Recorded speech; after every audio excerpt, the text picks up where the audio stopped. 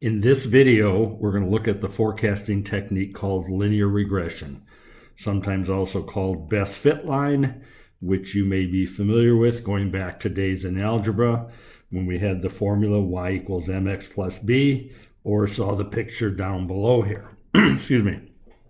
So the idea behind this is to have, I'll jump to the next page here, is to have a bunch of data points, and I'll just use this direction, and then typically we use a spreadsheet program or something to kind of calculate that best fit line through there, which allows you and I to say, well, if we see this number right here on the x-axis, then we can go up and predict what the y value will be and therefore be able to forecast based on that. So the math behind it, if you all remember way back when we did our algebra, y equals mx plus b, b was the y-intercept, and m was the slope. So the idea behind it was if we had, let's say, a line that went like this, and I'm just going to plug in some numbers.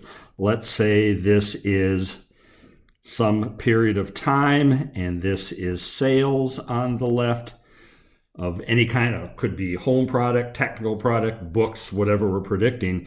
B is the y-intercept, and so that's right here where I'm putting the circle in. Maybe that's 100. That is our sales, base sales of 100 units. Let's say the slope is the angle of the line, and so it's the change in x over the change in y, sometimes called the y over x, sometimes called the rise over the run. But let's say the angle or the slope is 50 pieces. Okay, so for every time we go up and go over 1 unit, it goes up 50 pieces. So if we plug numbers into the formula, let's say we want the the 8th time period, so x equals 8. We would plug in then 50 times 8, because that's the variable, plus 100.